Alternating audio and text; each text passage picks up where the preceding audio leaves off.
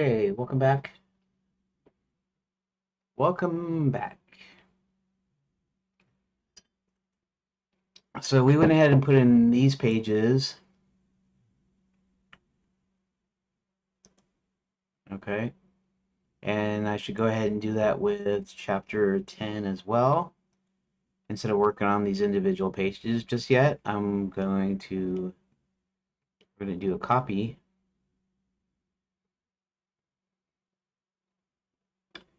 And let's do the thing.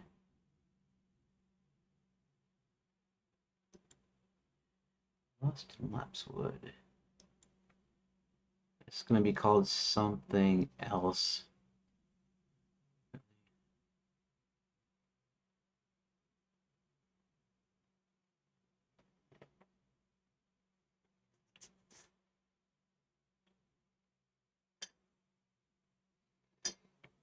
Okay. So first thing I want to do is I want to, instead of chapter 10 Lost in Lapswood, I just want to put the title. The Black Knight Jaces. Okay.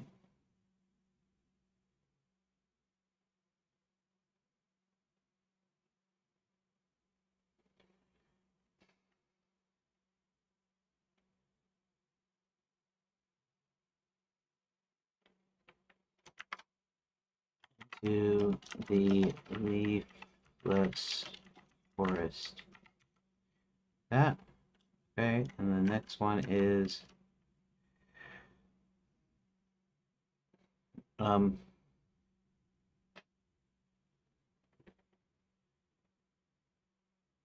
what?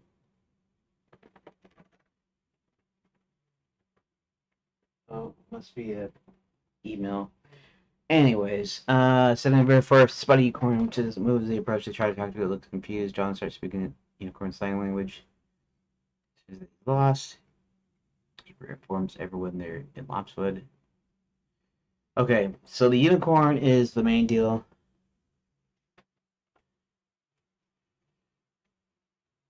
Uh,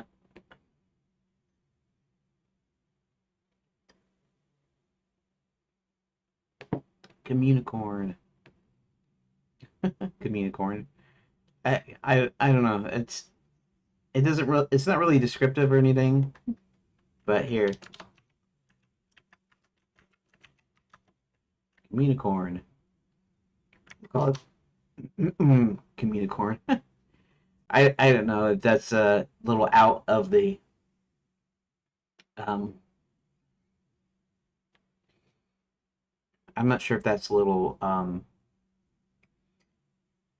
beyond the pale or whatever. What do they call that?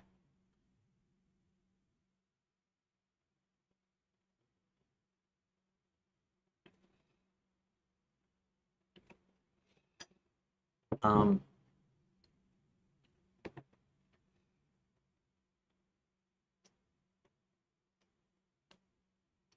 Subtitle.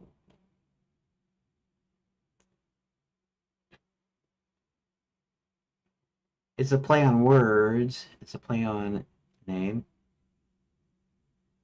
Communicorn. I'll leave it. I guess it's it not exactly. It doesn't exactly fit in a way. I know it's supposed to be comedy, but it doesn't fit. And able to remember his name, they all start working together.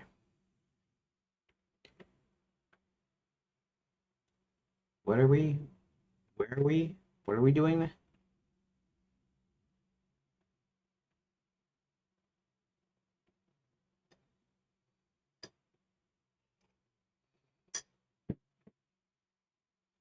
Um.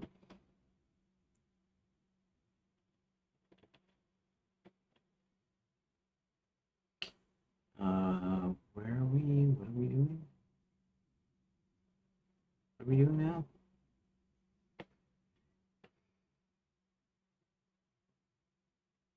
Uh.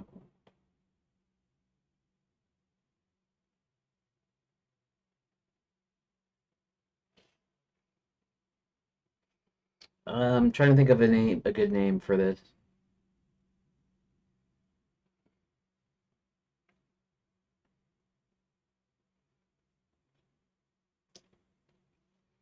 Here, forest of forgetfulness. And that's because that's what Laps would. Uh,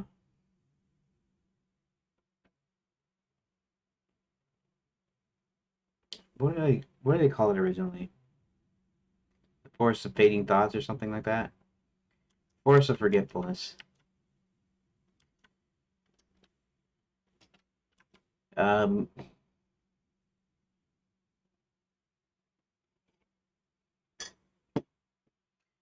I could put it along the. You're the only one that looks like a wizard here.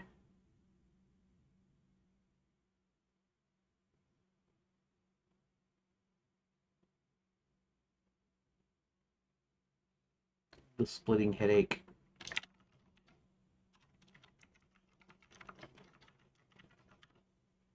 There we go. The splitting headache. That sounds good. So into the leafless forest. Okay.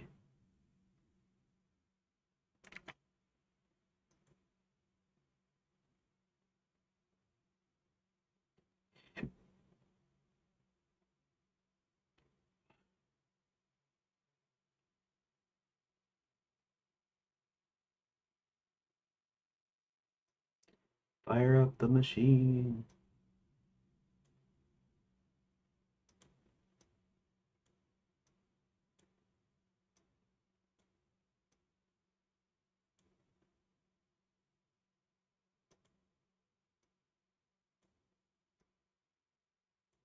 Okay.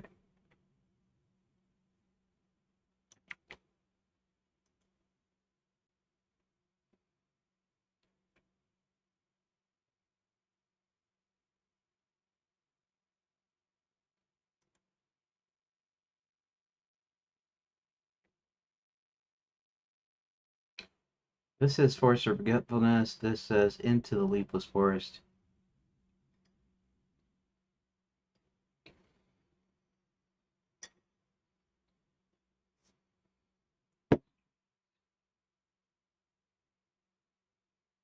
The naked trees.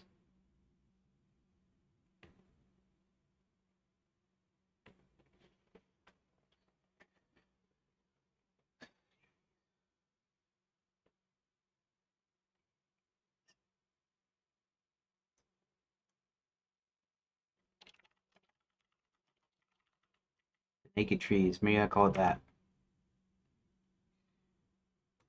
Okay. We'll call it the naked trees. Okay. And we'll go in here to 10.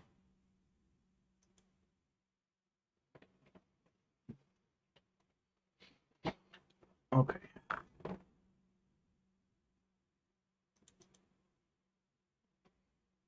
Boston Lapswood.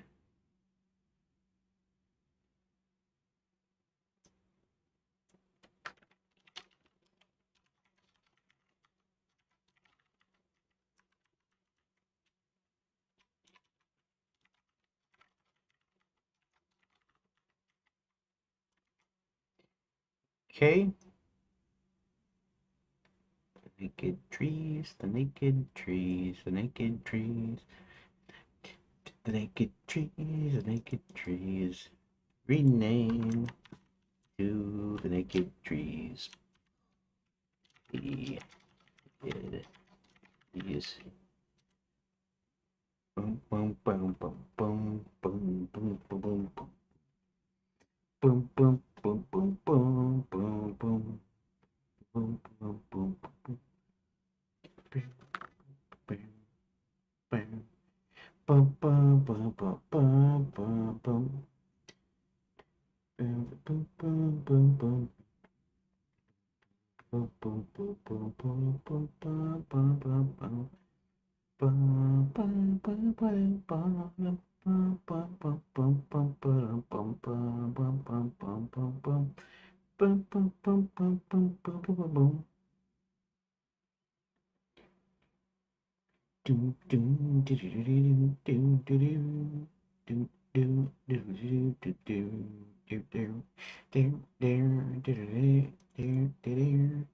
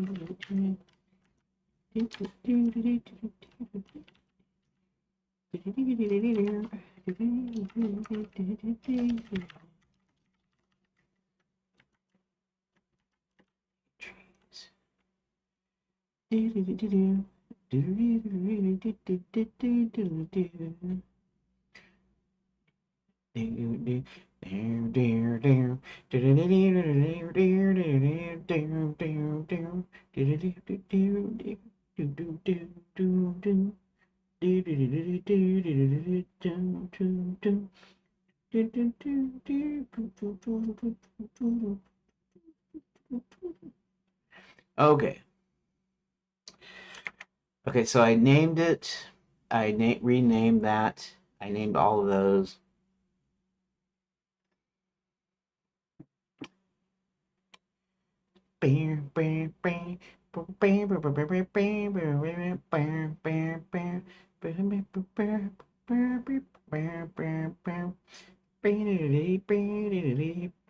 Oh, I'm gonna do something here a little naughty. Not really naughty, actually. It's just um we're gonna have multiple doors. Actually, I don't know how this would actually work.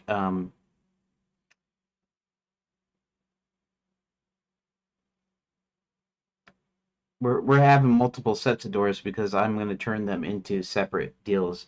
So if we have 3, 2, 1. So 1, 2, 3, and 4. And this is okay because this is not proper JSON or JSON. I'll say JSON because it's not a name. JSON is not a name. JSON is JSON.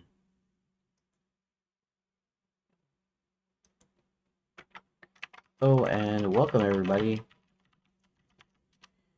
Okay.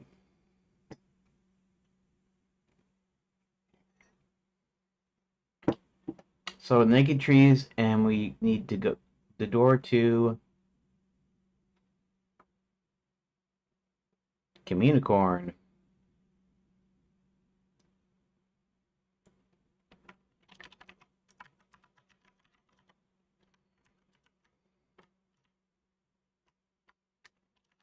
Unicorn.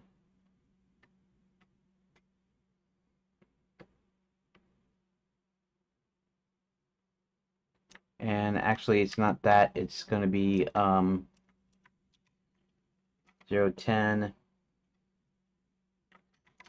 T1. Actually, it's going to be T2 P0, and then this, of course, is a dash like that. So this is going to be door to Communicorn. Okay. And we're going to do the same thing here, but I'm going to copy it over here. We're going to paste. And instead of Communicorn,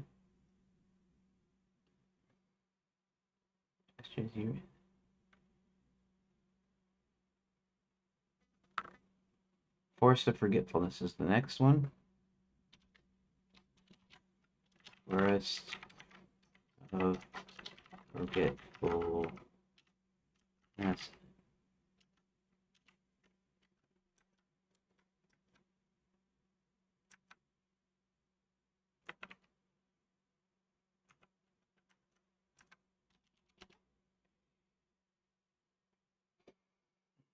Forgetfulness. Did I spell that right? It's one L, isn't it? Um,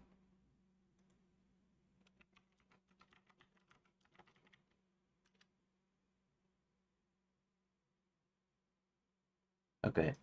I had to make sure that. Hey, Rick, welcome to the show. Okay, so Force of Forgetfulness.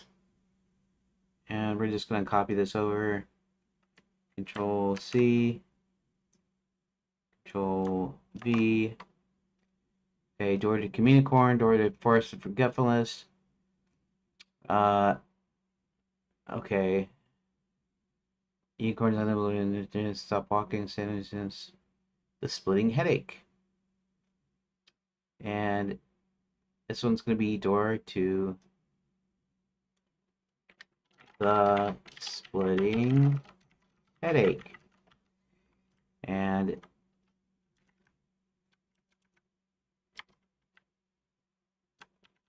I make sure that these are all correct, but I'll do that in just a second.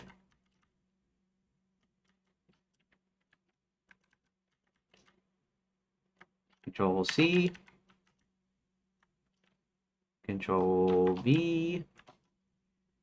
Okay. Door to the splitting headache, and then finally door to fire up the machine, which is fine. Okay.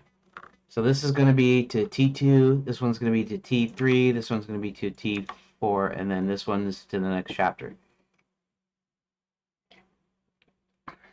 Now, as it stands, this wouldn't fly because I got 4 arrays, and none of them are separated by commas, so this would be bad JSON, but that's okay because all I'm going to do is when I copy them, I'm going to make sure everything, the doors and everything are there. So all I have to do is just like delete some stuff.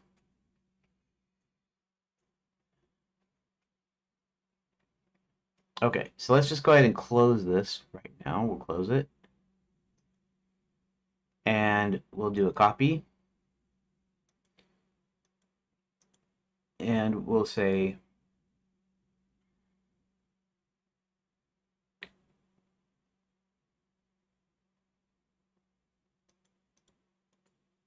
copy 2, 3, 4. Okay, so let's go ahead and rename these. And rename these, page 0. Name this T4. Name this T3. Rename this Terminator 2. That. Okay. And then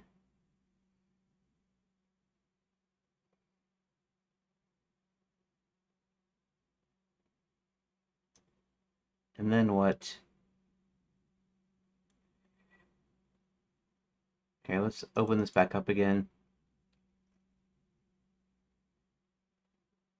Wait, I already have the naked trees, then Communicorn.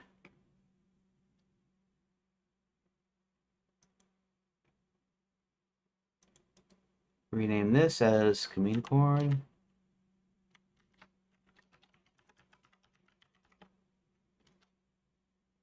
Rename this Force of Forgetfulness.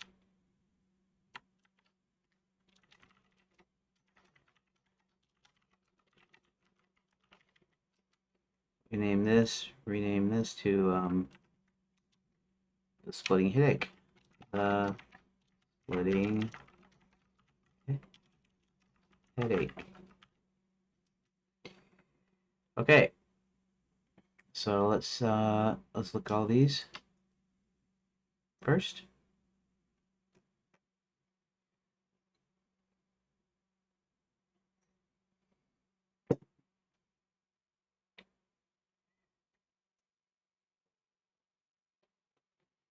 Okay, so this one is door to Communicorn, so that means I can go ahead with the naked trees and I can delete these other 3 door arrays. So, not only that, I guess I can go ahead and just do this manually instead of using the editor. It's like not that much different. It's a little easier to read, but Communicorn, there we go.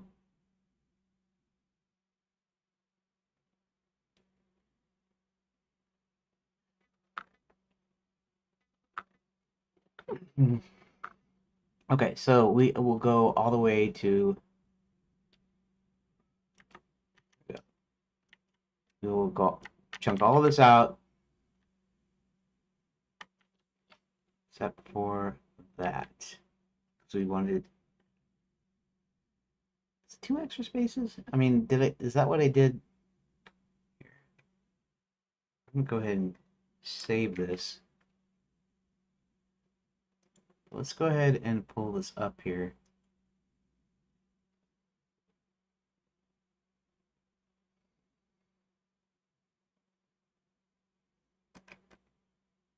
Oh, I don't need that extra slash in there.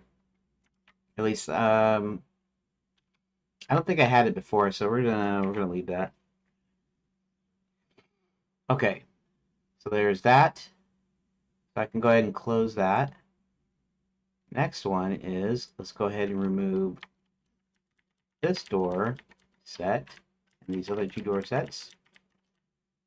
Dorset. No, not Dorset. Dorset. Set of doors. Which is actually just one door. It's not really a set of doors. Okay, so then we're going to go ahead and we're going to check out the naked trees. And we're going to start with Communicorn. And then Force of Forgetfulness. Let's go all the way to this. So this is Communicorn. It goes to the Force of Forgetfulness. We'll save it. We'll close it. Oh, and think about it. I have to rename these up to the IDs and everything, don't I? Well, this is title 2 though, isn't it? Okay. We'll call this T2 P0, and we'll call this, of course, Communicorn. That title.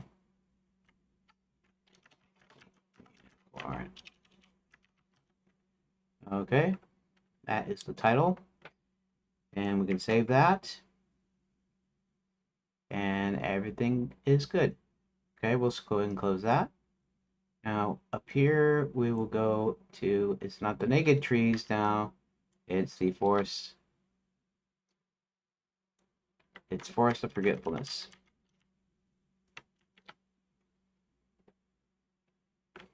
Right? It's not the forest, it's forest. Okay. Forest of Forgetfulness. Okay. Forest of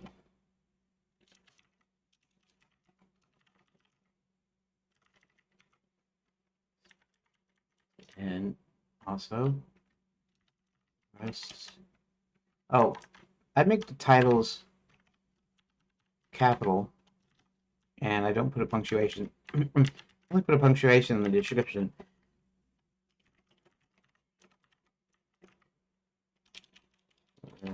Forgetfulness.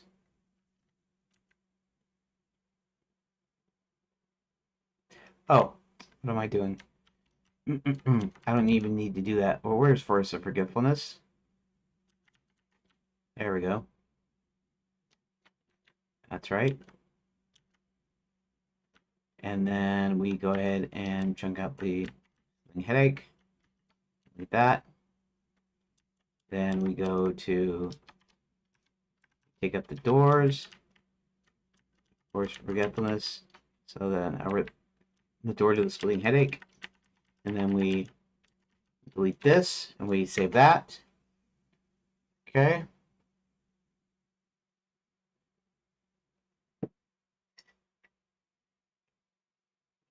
Go ahead and close that one because we're done with it. This one's going to be called T4, the splitting headache.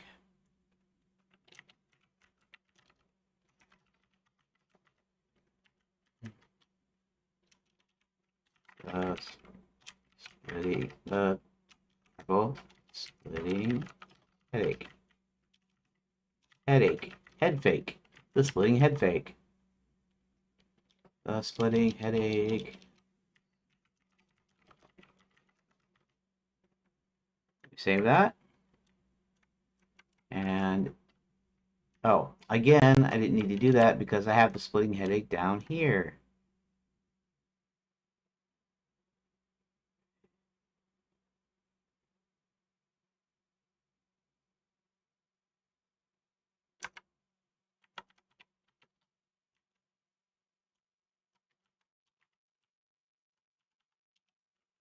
That. And we'll go ahead and remove that extra /n. And we'll go ahead and remove all the doors except for the last one. So, save.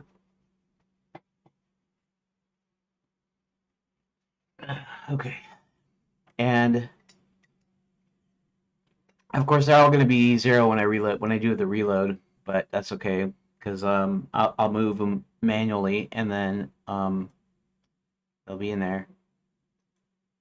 Reload, save scene, like so.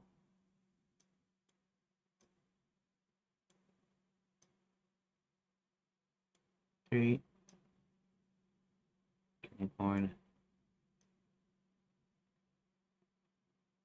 T1.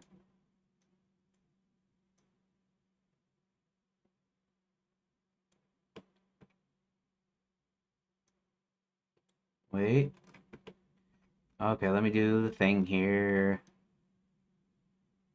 Do do do do do do do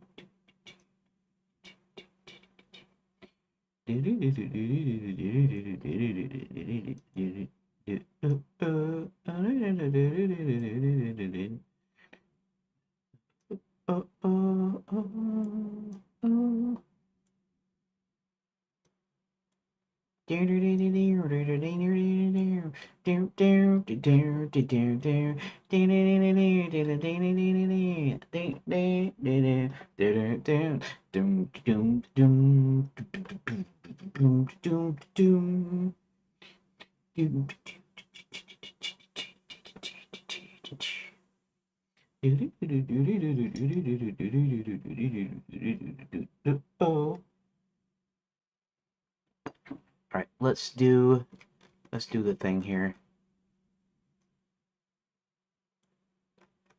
And let me zoom back in because these, the chase into the lines. Yeah, that's that one.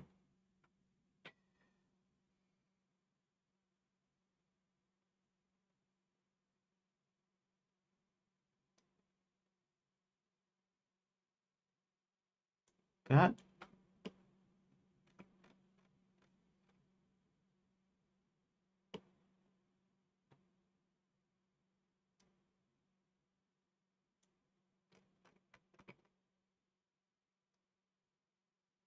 All right.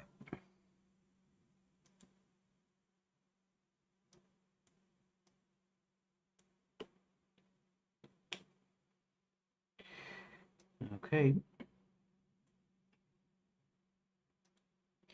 So let's just sort of do this here.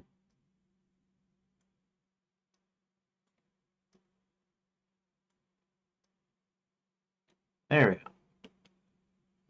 And then I'll change it back when I'm ready. When I'm good and ready.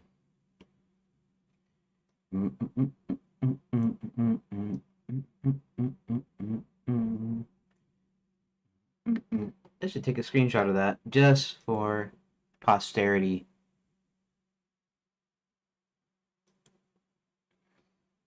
No.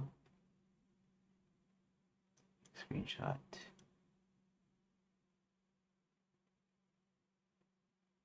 Okay, we're gonna save it. And even though it's not very interesting visually, it is kind of cool looking to me. People won't know what they're looking at when if I put this up anywhere. Okay, Control S, Save room data, make sure everything is saved. Scene, reload, save scene. Everything is cool. Alright. So now comes, and that's going to be manual too. I mean, I know I can do, okay, so I can add rooms in the thing there, which I've done before, but it also means I have to fill in every other thing of the room, the elected chapter, the title, the ID, and you have to do everything. So, but really, I have some sort of editing tool. It's going to be a full editing tool too. It's going to come up. It's going to have the description that you can manipulate. You can manipulate the ID. You can manipulate everything. You're going to be able to. You're going to add doors with either a button or with a drag. Dragging would be easier for the user, but a little more of a pain in the butt for me to code. So I might just make it where if you click add door and then you click a destination door, it automatically creates the door that ways instead of just dragging something.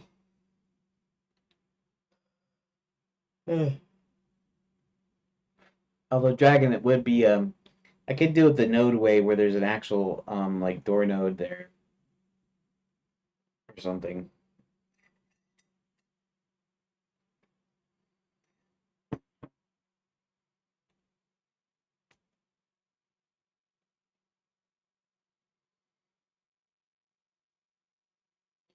And then also do the thing of being able to duplicate the room, so it'll be able to duplicate everything in the room, and then you'll be able to edit it independently that ways. You can kind of do that here. I mean, I could do it, like I could copy the node directly, and I might could get it to save. I'm not sure, but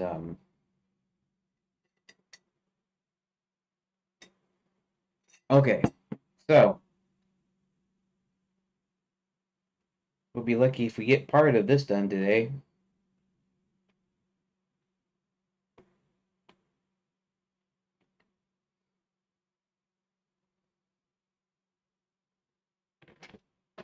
All right, let's look. Let's actually look at this. Uh, the wine cellar.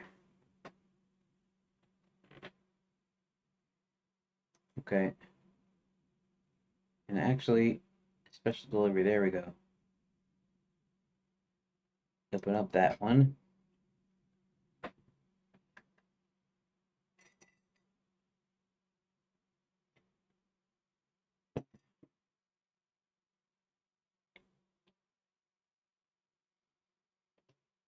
Okay, so this is where the rubber meets the road, as it were.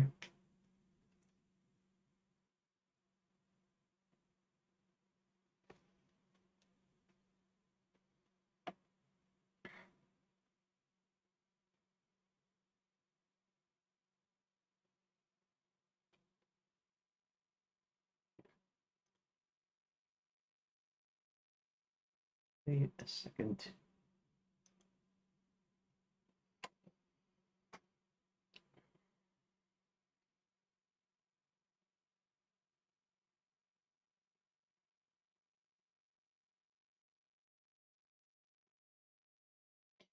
I am going to go ahead and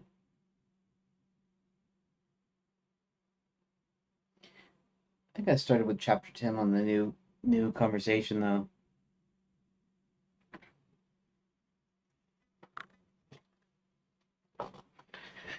Let's go ahead and actually I haven't checked ChatGPT today. Let's go ahead and check it. I need to check the old conversation.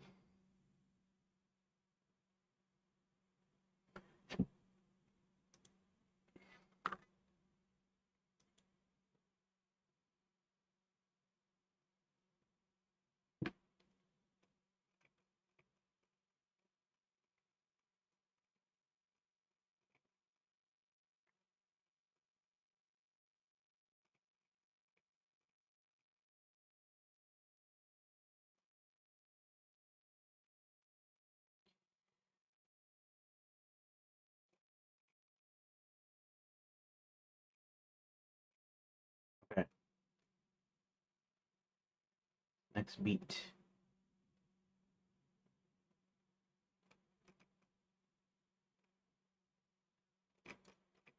Okay, these are the steps. All right.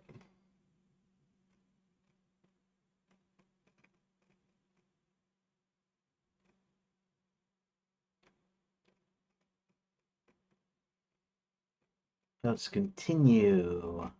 Survival structural verdict.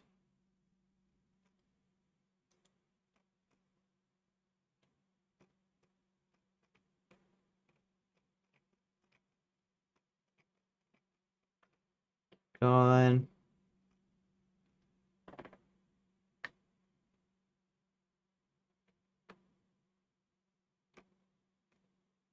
Okay, now these are the actual steps here. Let's see what I did before, though.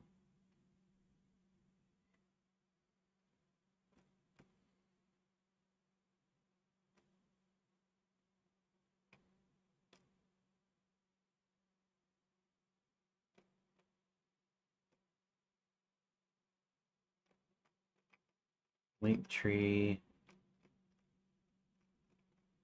Okay. I'm having a feeling that maybe I didn't discuss chapter 8 here. GitHub repository, live at examples.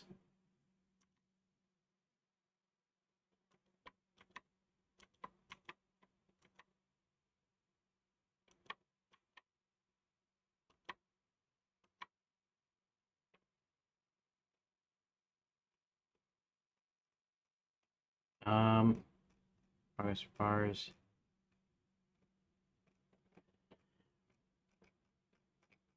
So I guess, talking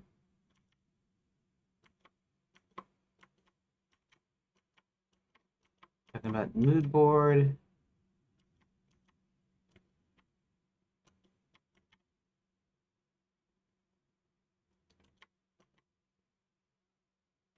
Okay. So this was a brand new conversation, and I didn't discuss chapter 8. So chapter 8 must be in the previous conversation, and gotta make sure I'm at the complete bottom.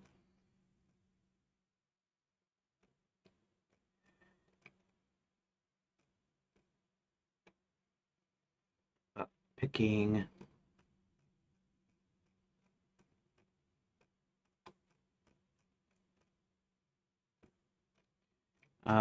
Okay, so I'm gonna talk to this conversation because this is okay, would you say that we were talking about chapter 8 in this conversation?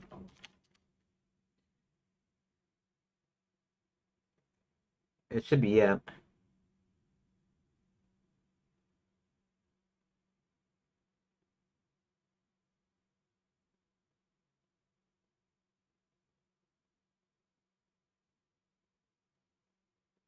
Uh, okay. So the chapter starts out with Bert and John approaching the Grand Enchanted Indian, where two guards are protecting the doors where the kitchen is. So starting from that, what did I decide should go in this chapter? I wonder if it'll. I mean, I can look at my thing there, and I probably will. It's just it might be easier if you could summarize what I was doing.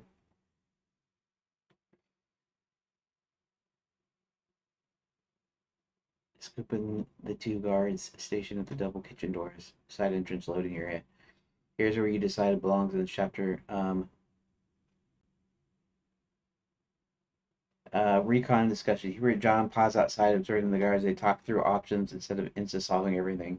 This is where story logic lives. Teleporting immediately is possible, but not always the best way if they want information. Player gets context on a spreadsheet.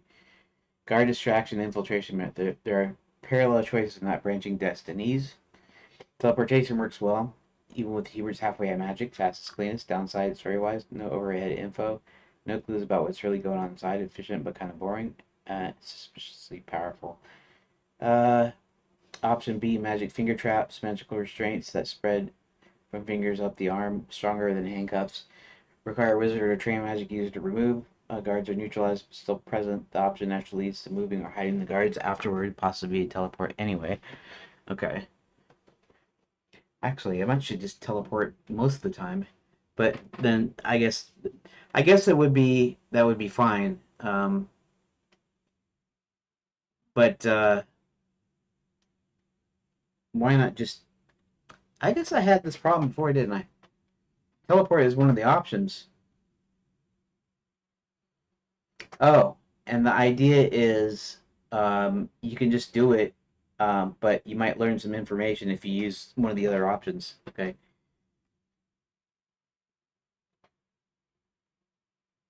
Guards distracted long enough to act. Again, guards must be dealt with afterward.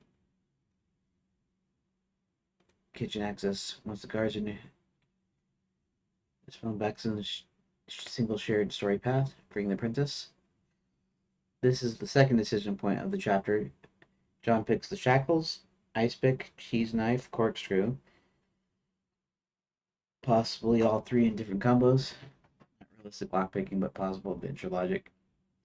Shows John's cleverness and patience. Um, yeah. There's that famous the that famous puzzle in Gabriel Knight 3, and I've never actually played Gabriel Knight series, but there's one where you had to like get some cat hair somehow. You'd have to use something where the cat hair, and then you'd have to somehow stick that cat hair on your face, and then you could use it as disguise. And something about it being done because you could just there's different ways you could do like the disguise. I forget which one that is. Here, let's look that up. Famous cat hair mustache in Gabriel Knight 3. Cat hair mustache puzzle. Notoriously infamous challenge from the 1999 adventure game Gabriel Knight 3 Blood of the Sacred, Blood of the Damned. In the puzzle, the protagonist, Gabriel Knight, must impersonate his ally, Detective George Mosley, to rent a motorcycle.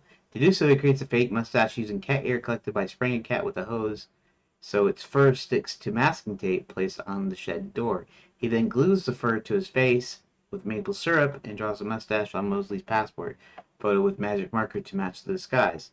Despite the puzzle's popularity as a symbol of moon logic in adventure games, it was not designed by lead creator Jane Jensen, who disliked it.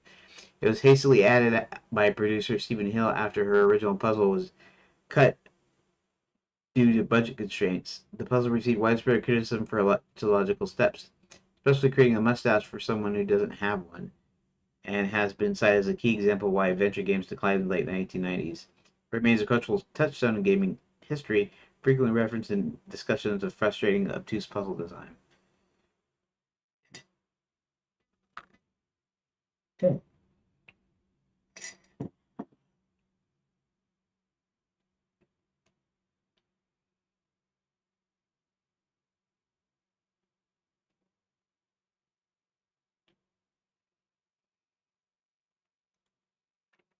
So the idea, so the thing that was egregious about this was the fact the character he was impersonating didn't have a mustache in the first place.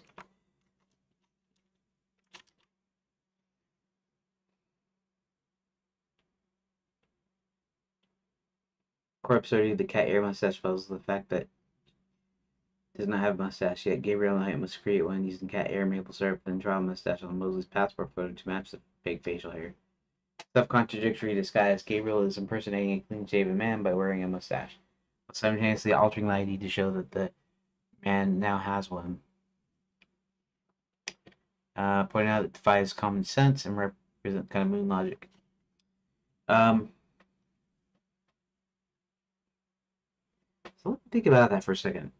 On the face of it, it sounds absurd, right? Uh, if you think about it. But what if the idea is it's just a thought I'm just having right now. What if the idea is that this character is that the fact that he doesn't look at all like this character that he's impersonating.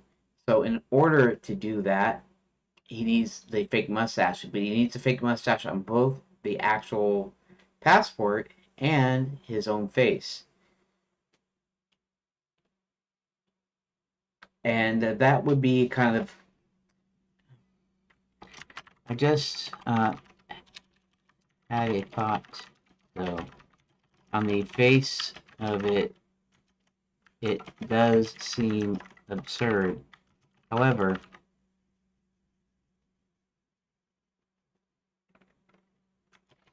what if the idea is that he looks nothing like this other character? So in order to mask his actual appearance, he puts a fake mustache on and then draws it in the passport. Not because it's in other words, maybe it's not so illogical after all.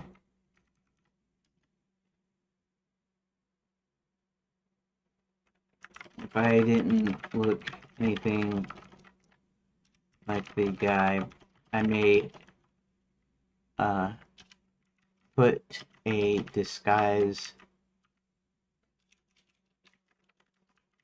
on him in the photo and then make myself look like that photo.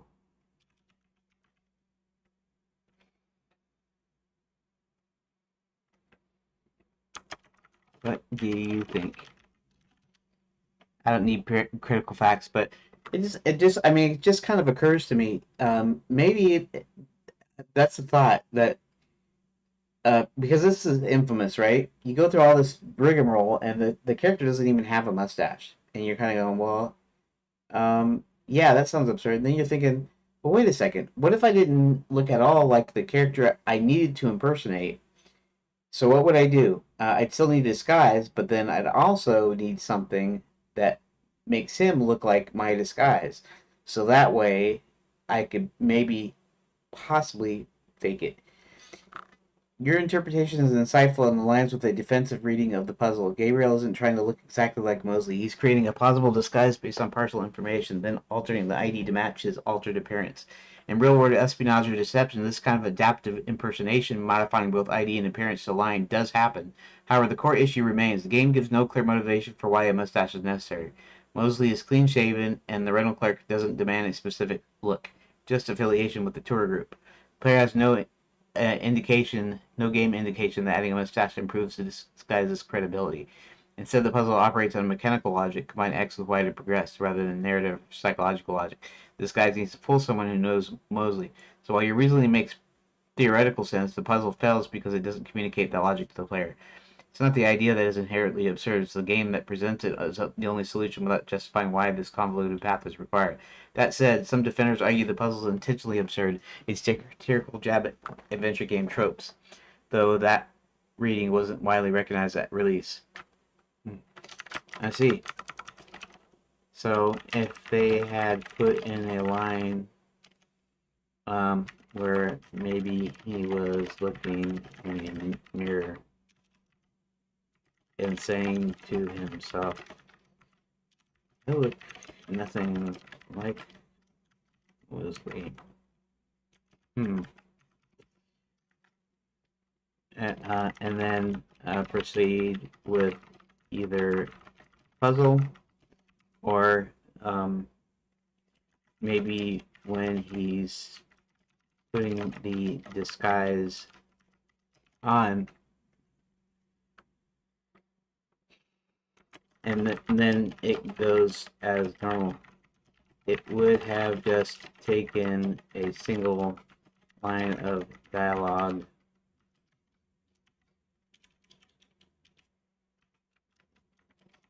or thought bubble to erase that problem.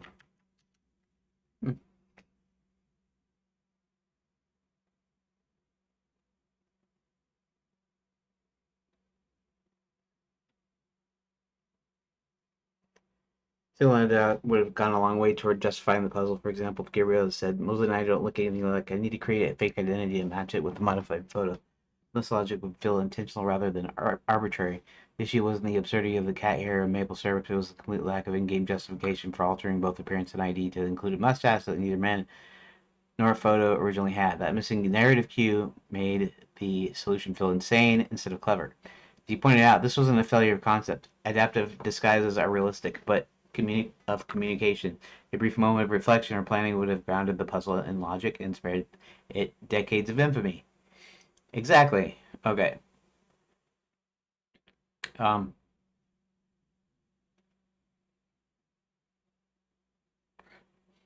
Option A, John picks the shackles. Option B, Hebert casts unlock. Option C, Hebert uses disintegrate. The disintegrate thing, if he uses it on the pair,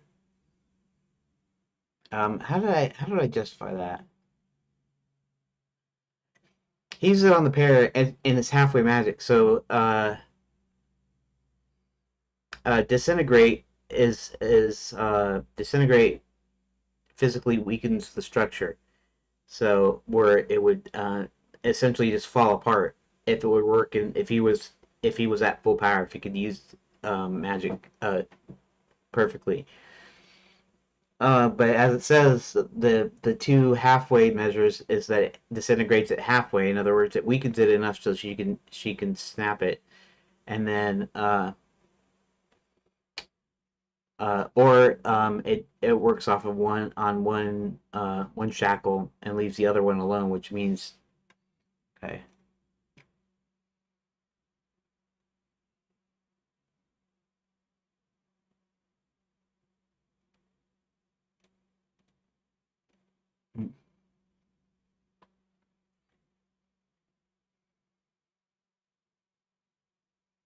Okay.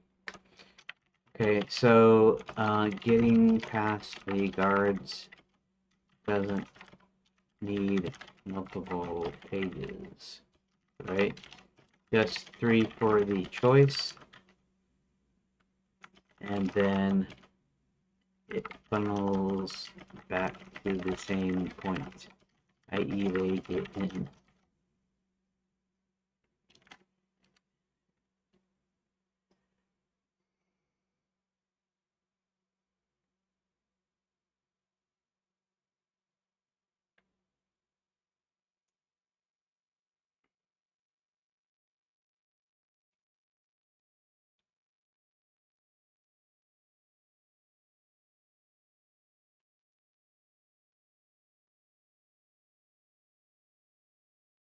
Pages 2 to 4, the 3 pages. Shows the method in action. When's halfway magic work? If apple, brief flavor. Same way.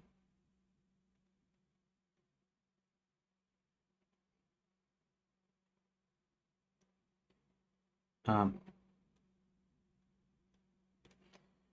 okay.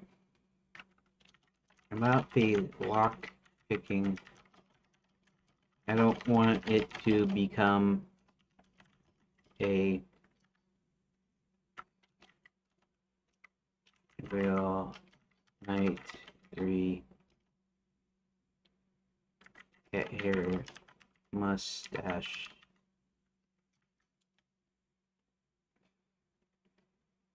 moment.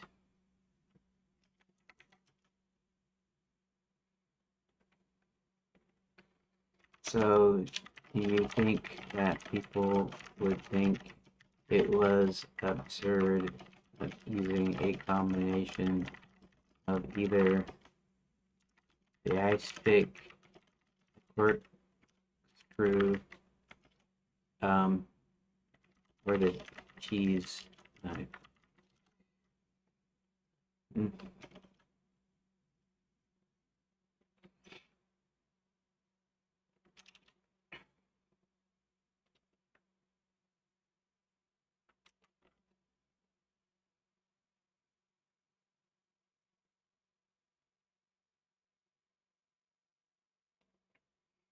Only if it pretends to be realistic, you're wisely not doing this. Snuggie, but my three cat missed. Here's why. It required exact real world life to play out things actually in solutions hyper specific and visible. Doing improvised tools, capable character story, first explanation, and fantasy comedy tone. MacGyver in a fairy tale territory. Sharp, rigid, instantly reads instantly as a lock pokey thing. Uh, Players won't question it. This is your anchor tool that grounds the attempt. Cheese knife, surprisingly acceptable. Thin blade could act as a lever, wedge, or prying aid, especially believable in combination with something else. On its own, man as a helper tool. Corkscrew. This is where framing matters. If you say John carefully manipulates the internal pins using the corkscrew spiral, danger zone. If you say John twists the corkscrew in the mechanism until something gives, then uses the knife to force it the rest of the way. Perfect. Players read this as brute cleverness, improvised sabotage. He broke it open, not he picked it like a locksmith. That distinction saves you. I don't remember that too. That's actually good. This isn't so much locksmithing as it is convincing the lock to give up. John isn't opening the lock; he's ending its career. Now it's intentional, not goofy. These combinations, well, yeah, it wouldn't be single tool anyways. It's going to be using two of the three different tools.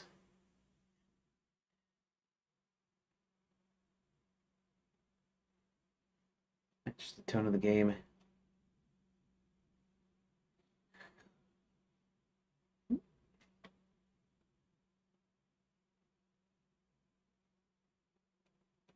Believable in fantasy, absolutely. As long as the game knows it's improvised nonsense, the audience will happily go along for the ride. Okay. Best of all, no cats are harmed. Yeah. Um, as I understand it, um, so on the surface, the cat hair mustache, when the original character didn't have one, seems absurd. However, absurd. However, you can think of it like they didn't look alike, so he had to make his disguise, and then um, edit the photo to match. But I guess they never told people, they never explained it, which is why everyone thought it was absurd. But just a line like, I look nothing like Mosley. Um, Maybe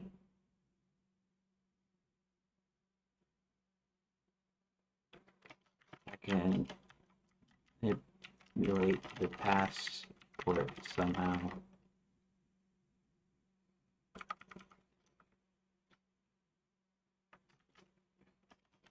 That sort of thing.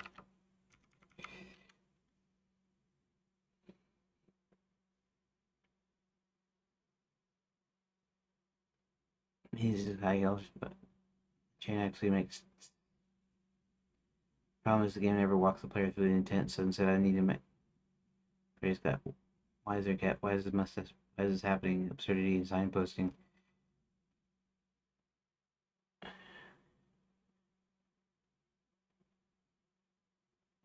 it suggests a direction, and by this experiment makes the eventual solution feel earned.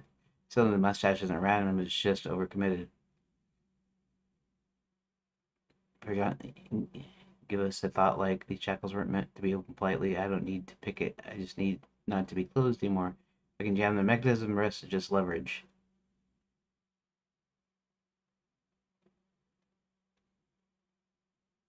Half-working magic uses character competence over realism, leans on tone and narration, not simulation. Exact puzzle. It's not explicitly not a puzzle box or real world logic. Explain intent and way of execution. That's the sweet spot.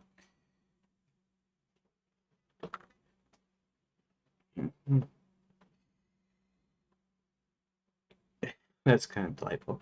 Okay. Anyways, I guess I wasted too much time because I was gonna start.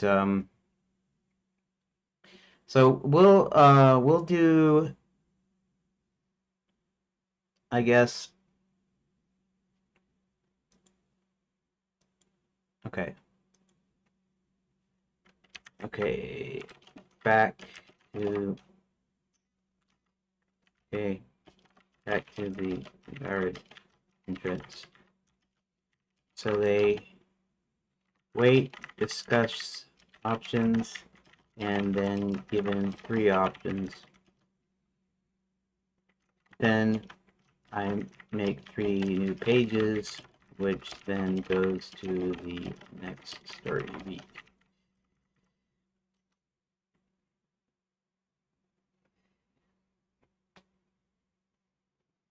Yep.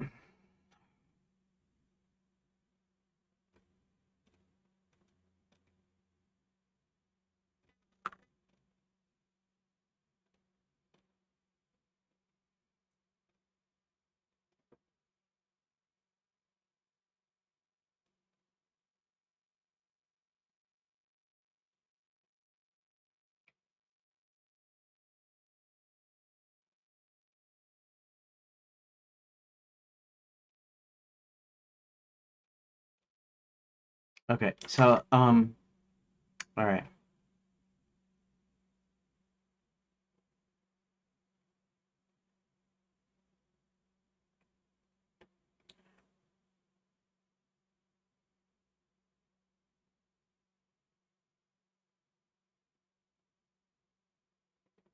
Oh, I have a fourth.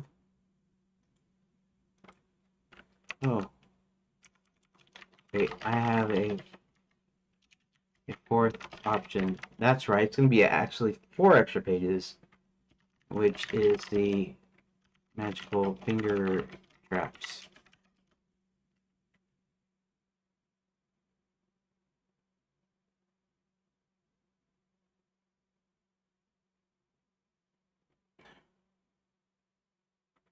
It doesn't require Hubert's magic. So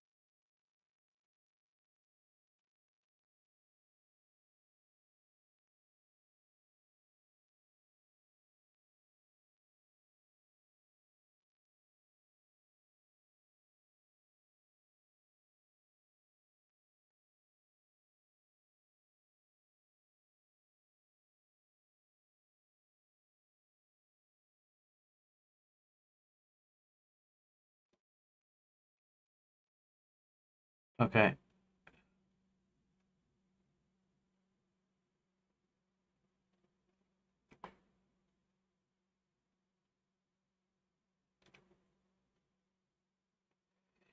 Hmm. Okay.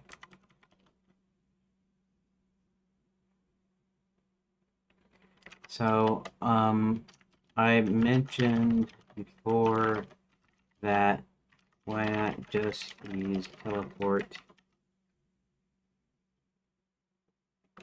in which case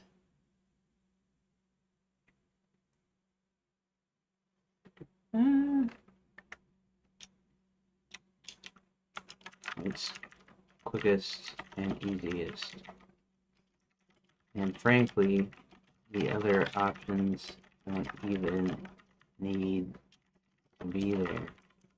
So, I think I figured that you could learn information if you didn't just this way. Um, but did I ever suggest what knowledge they would learn if they didn't use teleport first?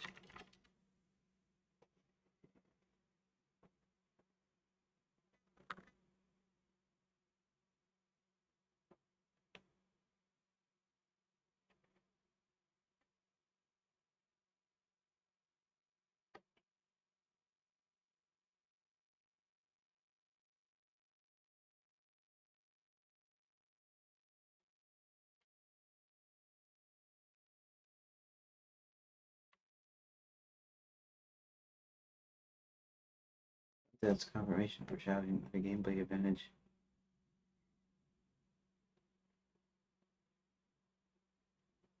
Okay, yeah. Inconsequential to the game, but important to the story. In other words, you don't need to know it to continue on with the story. But they might want to know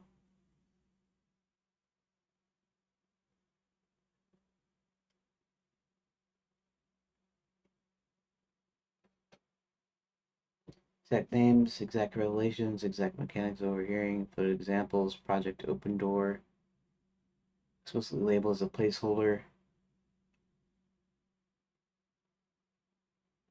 personnel move to the machine, guards talking shop instead of guarding properly. They acknowledge abstract, which means feature you get to choose the best version.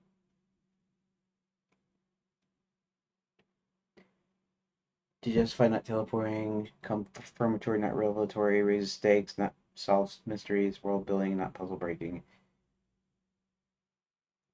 Now we know what to do.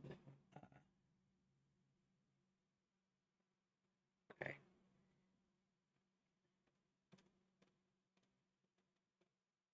Okay. So we do have a justification for not using teleport, but what would cause a player not to want to do that first?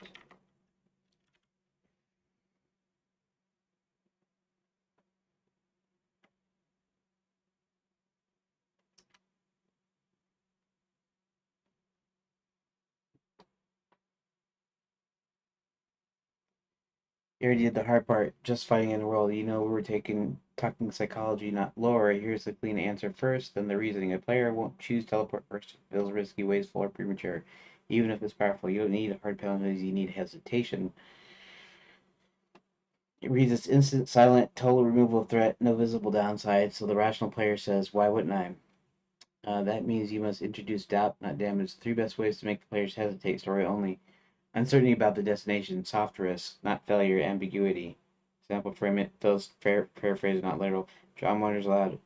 We don't know where they'd end up. He admits halfway magic and teleportation don't always agree. Yeah. In fact, I could even use that dialogue. I don't know if I will, but I could use that. You're not saying it will go wrong. You're saying you won't know. That alone knocks teleport off obvious choice status. That's not a bad idea. I might do that. I might go ahead and use that. I don't know if I'll use the exact dialogue or whatever here or whatever, but you want it to look um like it's risky, right? Story wise risky, so that the player hesitates, right? Um, not that you wouldn't necessarily not want to do it. Maybe you want to do it more because of that, but the idea is your thought process. Your thought process is teleportation. That sounds good and easy. We can get rid of them and we can do it quick. Even with his magic problem, it still works. So you have to do something that makes the player want hesitate in using that. Okay, too premature use of a big tool, resource psychology without resources. Even without mana, players think in terms of tool escalation. You could simply teleport is the last resort spell. Using it now might be overkill. We're not even inside yet. Players instinctively save nukes. This works especially well when Hubert's magic is unreliable. Players already know he's cursed. Um,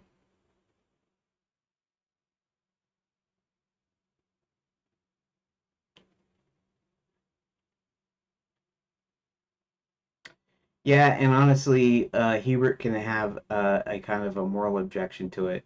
Although you're still wanting the player to pick it, so you have to frame it in such a way that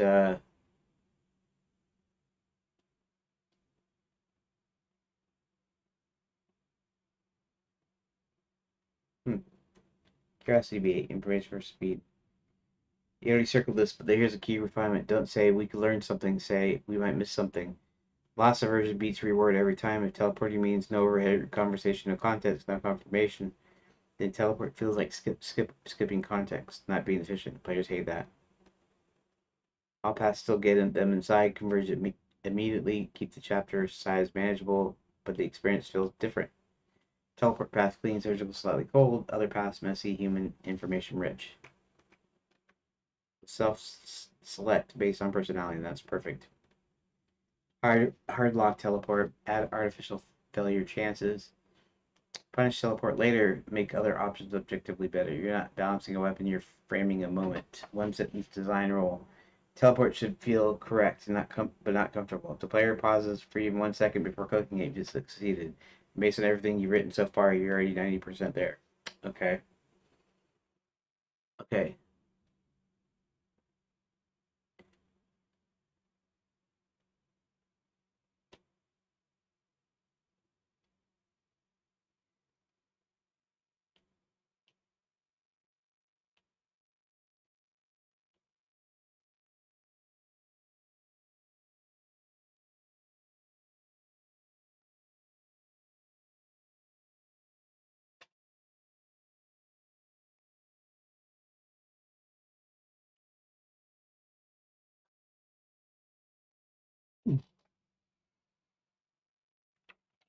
Also, there could be a moral implication in there.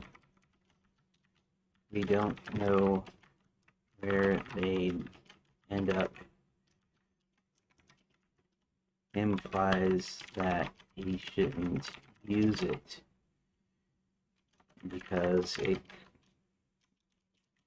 because it could be bad, regardless of whether they're villains or not. Villains or henchmen in this case or not.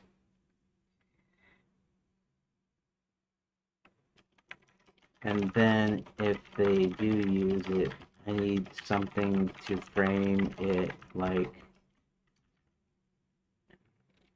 desperate times call for desperate measures. Or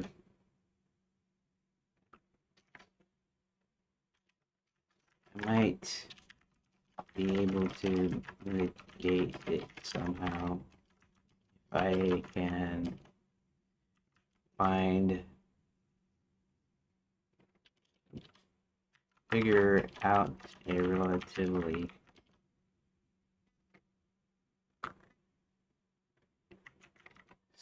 sparse area, put them in or something.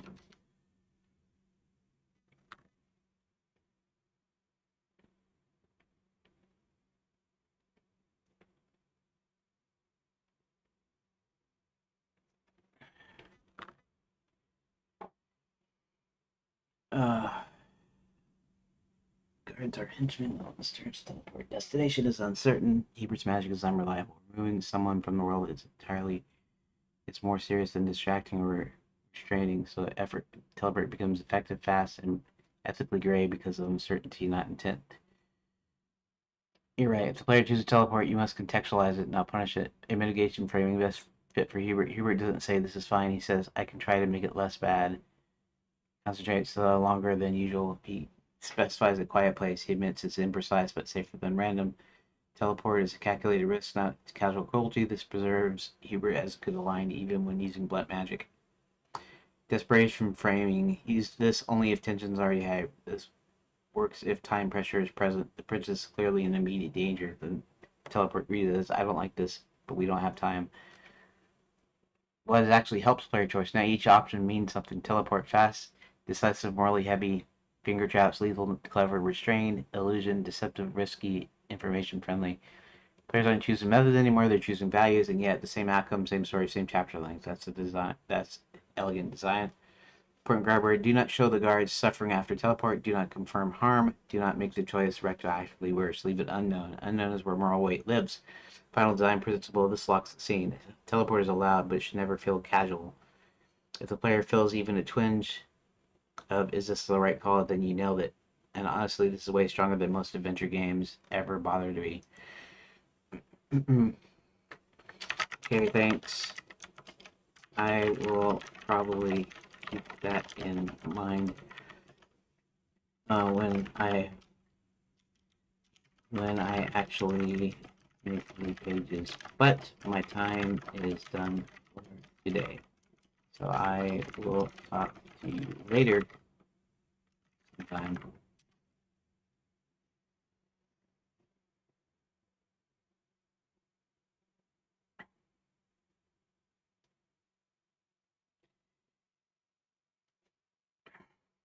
Okay.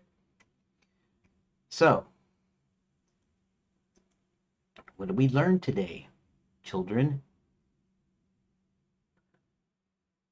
Nothing. Okay. So let me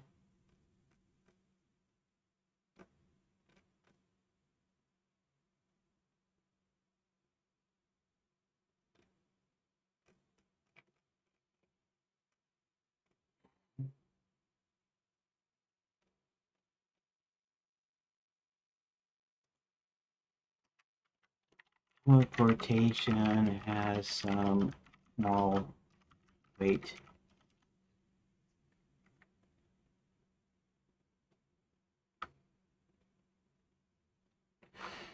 You don't necessarily want to kill the guards by teleporting them somewhere dangerous. So you want to imply it's risky,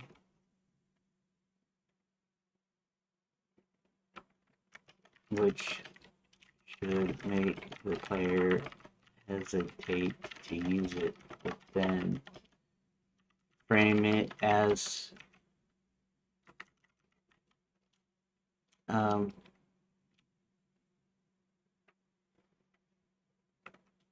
but then justify it being there by either saying it got no time or uh, saying that Hubert is able to mitigate the risks.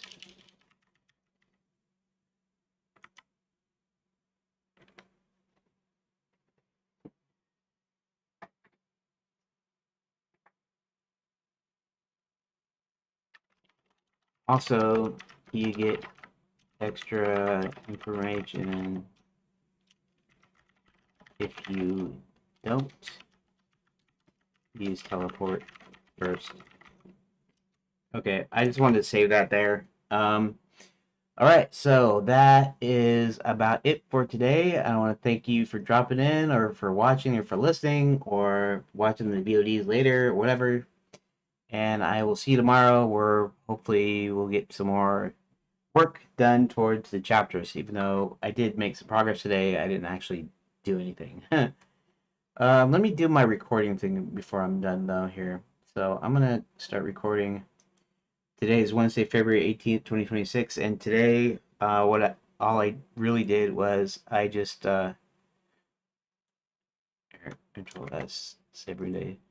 Um, I added the individual title pages, subtitle pages, to both chapters. Uh, where's the other chapter? Oh yeah, chapter 10. Both 8 and 10 have. In fact, I can do this here too. So this, that, that, that, and save, save. Okay. So I got each of the 4 pages for each of the story beats, and I also figured out some extra stuff on using like teleportation and stuff, uh, and just generally got some things done work that will help me tomorrow when I actually make the pages. So I'll start making individual pages that go in these uh, the decision point places. So that's what I did for today. Okay, so thanks for watching part 2, and I guess I'll see you tomorrow. Thank you for watching part 2.